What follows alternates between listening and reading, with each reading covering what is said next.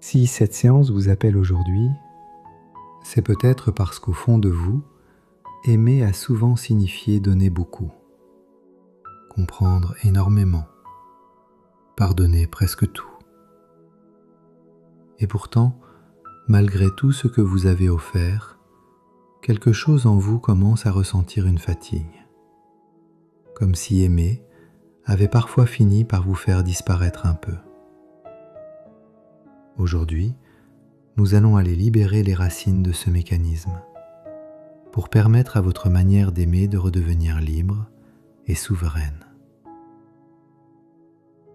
Bonjour et bienvenue dans cette séance d'hypnose causale, Adrien Desmeuniers.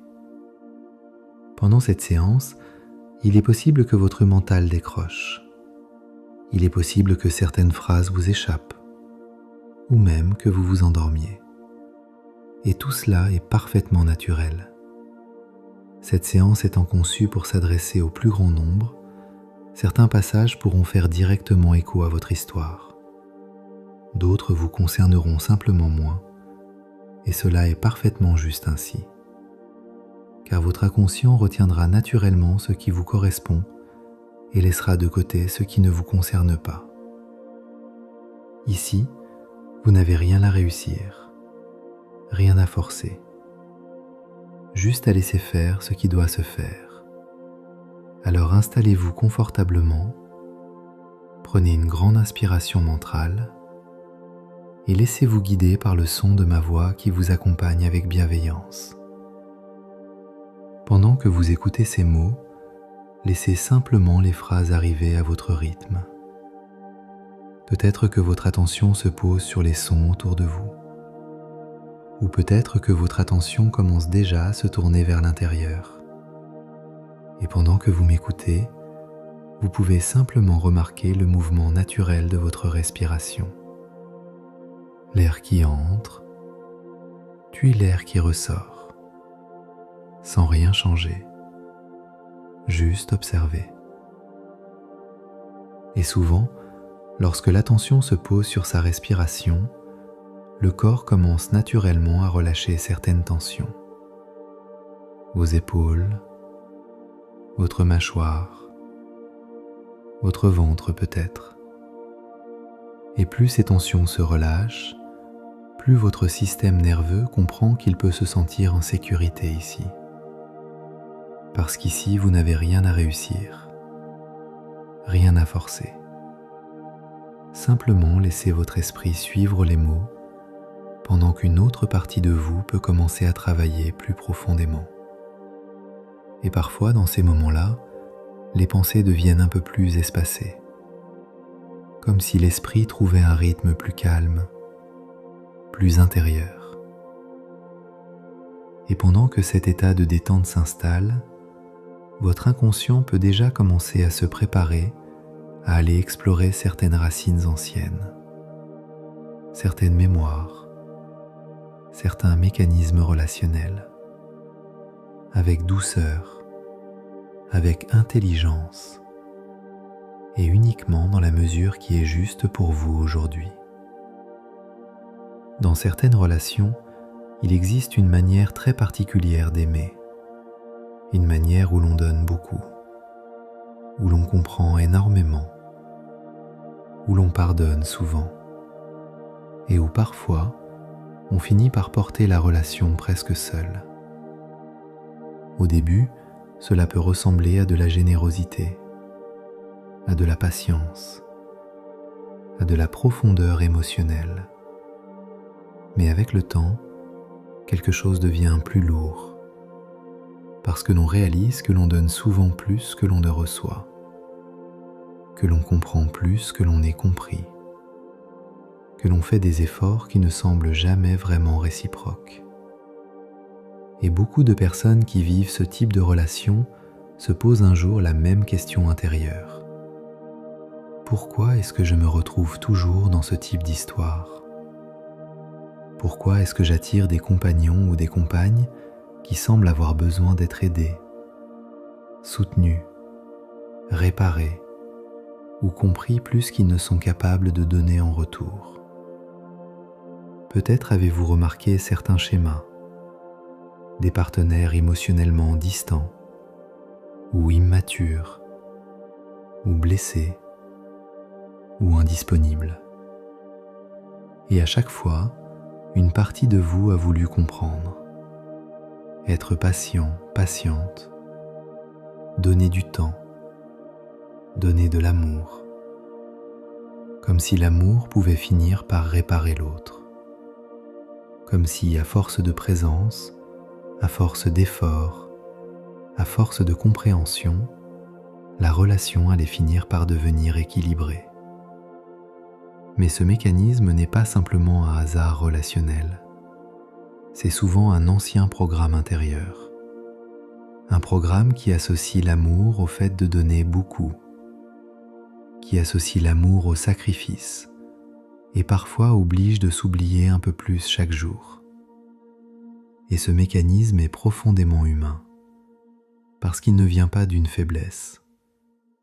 Il vient souvent d'une ancienne manière d'apprendre à aimer. Et aujourd'hui, votre inconscient peut commencer à reconnaître ce mécanisme, non pas pour vous juger, mais pour commencer à s'en libérer. Et lorsque l'on observe ces mécanismes un peu plus profondément, il apparaît souvent qu'ils ne commencent pas dans la relation adulte, ni même nécessairement dans les souvenirs conscients de l'enfance. Car certaines empreintes relationnelles peuvent se former bien avant que la mémoire consciente n'existe, pendant la période prénatale. Durant ces mois où le système nerveux se construit, où le cerveau émotionnel se développe, et où le futur enfant ressent déjà les états intérieurs de sa mère. Lorsque la mère vit de l'inquiétude, de la solitude, du stress, ou la sensation de devoir porter beaucoup, le fœtus peut parfois enregistrer une information très simple. L'amour est lié à l'effort, à la responsabilité, à la nécessité de soutenir. Dans certains cas, l'enfant peut même développer très tôt une forme de sensibilité particulière aux émotions des autres, comme si son système intérieur apprenait déjà à détecter les tensions, à anticiper les besoins, à sentir ce qui ne va pas. Ce mécanisme est souvent interprété plus tard comme de l'hypersensibilité, mais au départ, il s'agit souvent d'un ancien système d'adaptation. Un système qui s'est construit très tôt pour maintenir un lien sécurisant. Et dans cette logique intérieure, une croyance implicite peut apparaître. Pour que l'amour reste présent, il faut être attentive, comprendre, donner, porter, soutenir. Ce programme est profondément inconscient. Il ne se formule pas avec des mots. Il se manifeste plutôt par une manière naturelle d'être en relation. Une manière d'aimer qui semble presque instinctive. Mais aujourd'hui, votre inconscient peut commencer à reconnaître quelque chose d'important. Ces anciens mécanismes appartiennent à un contexte ancien, à une période où votre système apprenait simplement à survivre émotionnellement. Et dès à présent, il peut commencer à apprendre autre chose. Il arrive aussi que ces mécanismes ne viennent pas uniquement de votre histoire personnelle, car certaines manières d'aimer se transmettent parfois silencieusement à travers les générations. Dans certaines lignées, les femmes ont appris à aimer en portant beaucoup, en comprenant énormément, en s'adaptant sans cesse. Elles ont parfois vécu avec des hommes absents ou blessés, ou durs, ou incapables d'exprimer leur amour. Et malgré cela, elles sont restées. Elles ont continué à tenir, à soutenir, à réparer. Et lorsqu'un modèle se répète longtemps dans une famille, il finit par devenir une forme de normalité invisible, une manière d'aimer que l'on reproduit sans même s'en rendre compte, comme si une mémoire ancienne continuait à circuler, une mémoire faite de loyauté, de fidélité inconsciente, et parfois même d'une forme de mission silencieuse. Tenir le couple quoi qu'il arrive, comprendre l'homme, quoi qu'il fasse, sauver la relation, quoi qu'il en coûte. Mais aujourd'hui, vous n'êtes pas obligé de continuer cette histoire. Vous pouvez être celle qui transforme ce modèle, celle qui garde la capacité d'aimer profondément sans reprendre le sacrifice. Parce que ce qui appartenait aux femmes qui vous ont précédé n'est pas nécessairement ce que vous devez continuer à porter. Et votre inconscient peut maintenant commencer à relâcher ses anciennes fidélités. Pas contre votre lignée, mais pour permettre à l'amour d'évoluer autrement. Et maintenant, pendant que votre esprit continue d'écouter ces mots, il existe peut-être en vous une partie plus ancienne, une partie beaucoup plus jeune, une partie de vous qui a appris très tôt certaines manières d'aimer. Cette partie n'a jamais voulu se sacrifier, elle a simplement voulu être aimée, être reconnue, être importante pour quelqu'un. Et dans certaines histoires, l'enfant comprend rapidement que l'amour peut être fragile, qu'il dépend parfois de l'humeur des adultes, de leurs blessures, de leurs absences, de leurs difficultés. Alors l'enfant développe une intelligence particulière.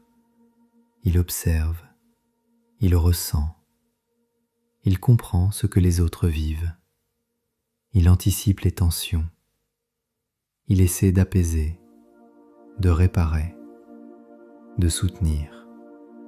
Parce que dans son monde d'enfant, si les adultes vont mieux, alors le lien est préservé. Et si le lien est préservé, alors l'amour reste présent. Cet enfant a fait exactement ce qu'il pouvait faire, avec les ressources qu'il avait. Et aujourd'hui, vous pouvez intérieurement vous approcher de cette partie de vous, sans jugement, sans reproche, avec une forme de douceur que peut-être elle n'a pas toujours reçue. Et vous pouvez lui dire intérieurement, tu n'avais pas besoin de porter tout cela. Tu n'avais pas besoin d'être forte si tôt. Tu n'avais pas besoin de sauver les autres pour être aimée. Et parfois, lorsque ces mots sont entendus par cette partie intérieure, quelque chose commence à se relâcher, comme si un ancien rôle pouvait enfin être déposé. Parce que cet enfant n'a jamais eu besoin de se sacrifier pour être digne d'amour.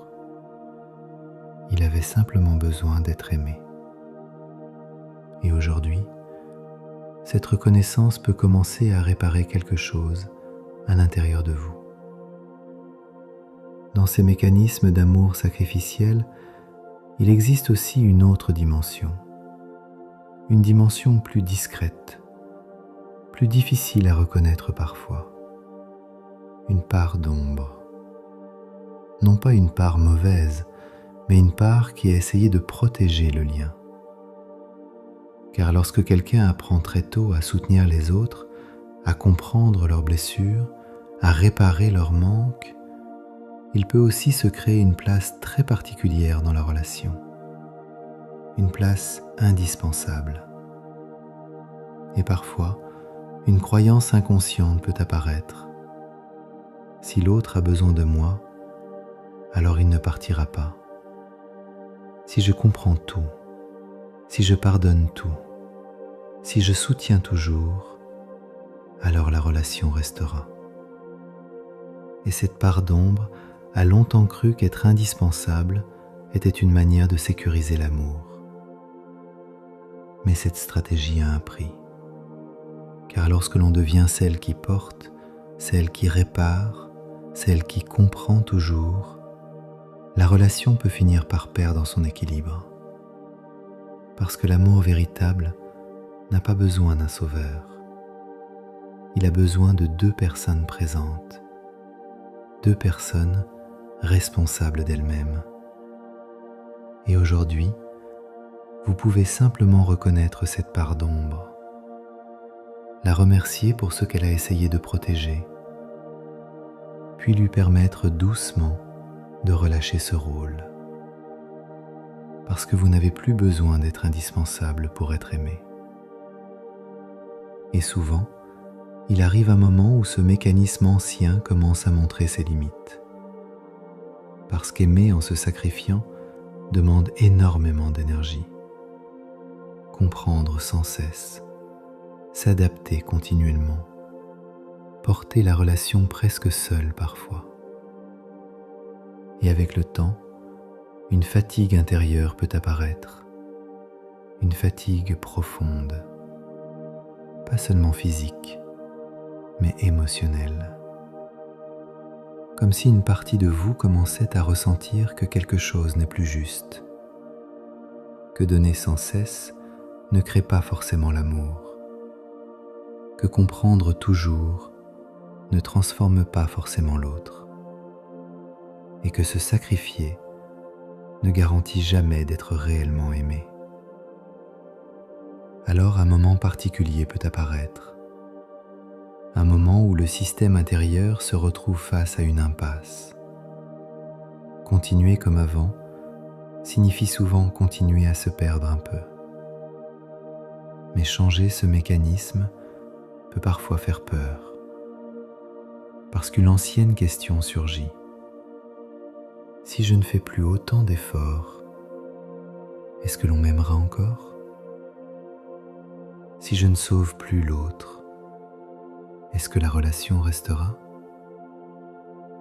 Et c'est précisément dans cette impasse que quelque chose de nouveau peut commencer à émerger. Parce que cette fatigue intérieure n'est pas un échec.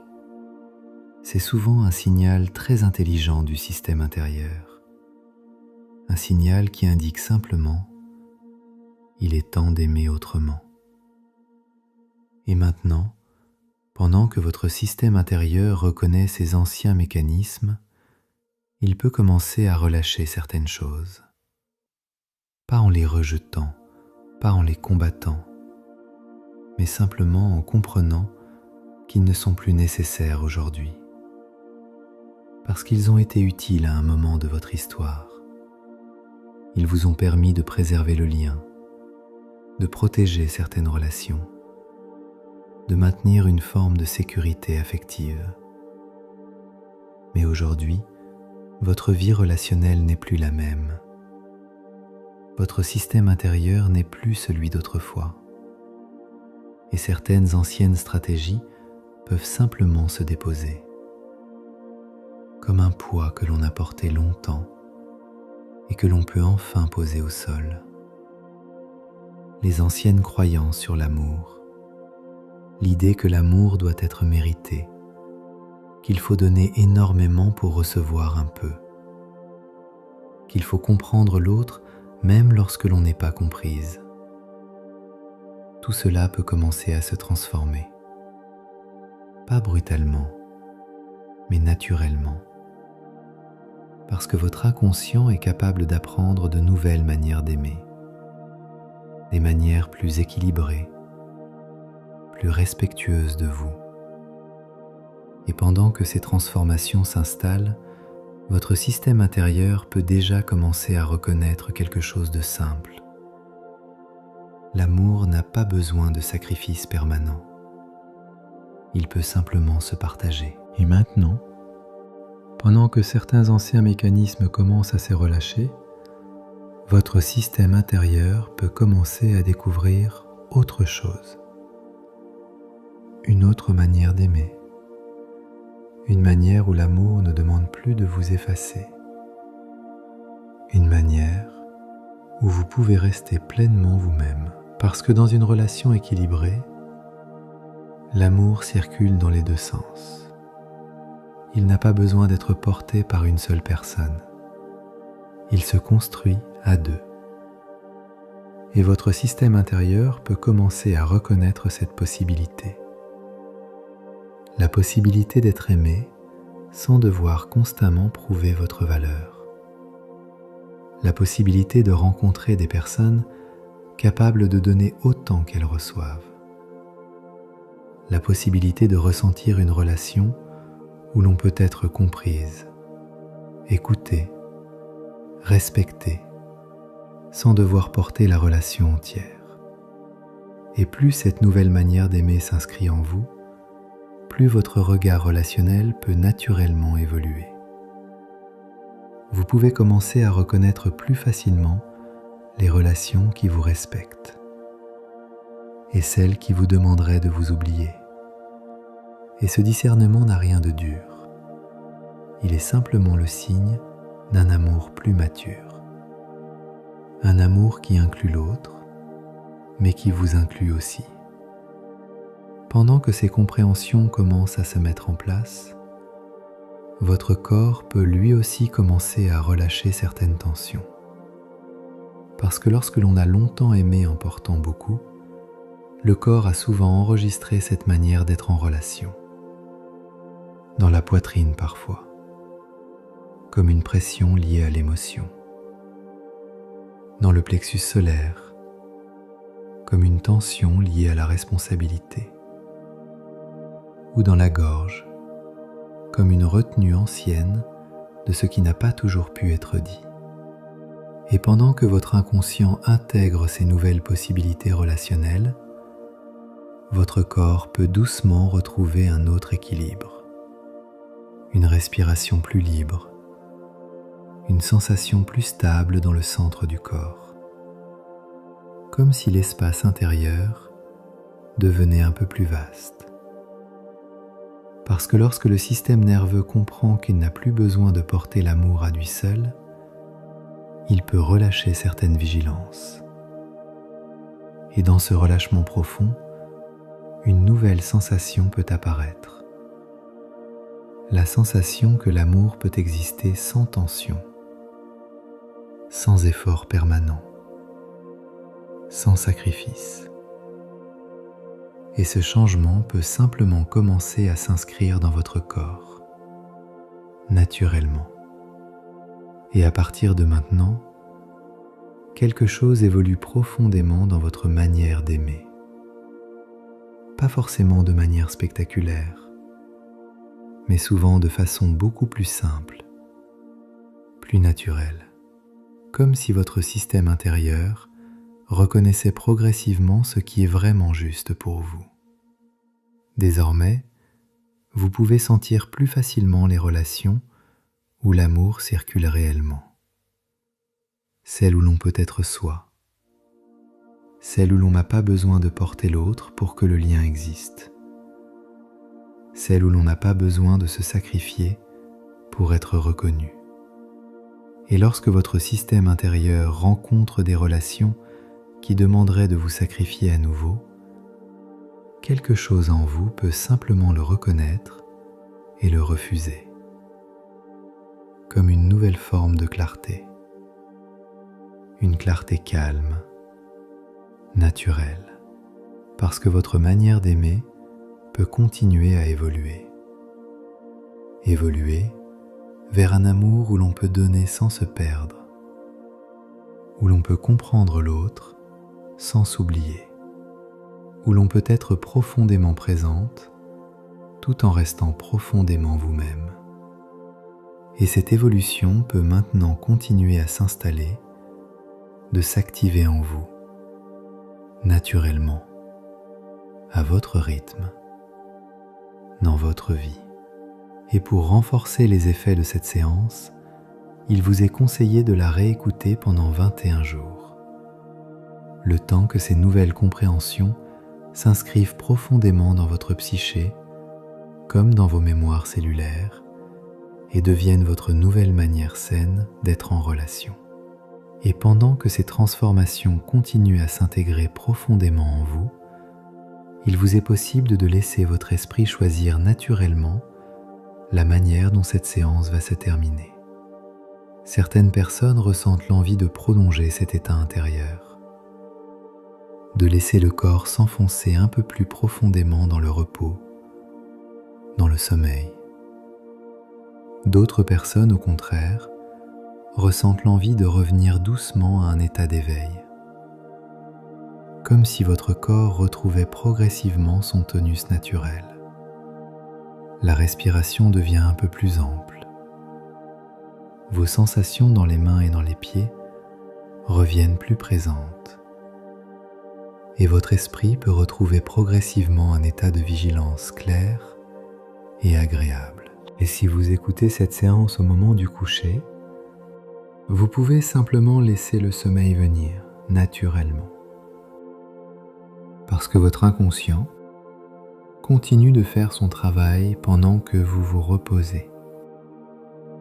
Et pour renforcer les effets de cette séance, il vous est conseillé de la réécouter pendant 21 jours, le temps que ces nouvelles compréhensions s'inscrivent profondément dans votre psyché, comme dans vos mémoires cellulaires, et deviennent votre nouvelle manière saine d'être en relation.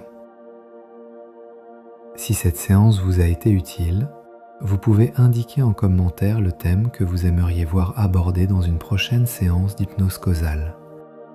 Vous pouvez également soutenir la chaîne en vous abonnant et simplement indiquer par un pouce levé que cette séance d'hypnose causale vous a été utile.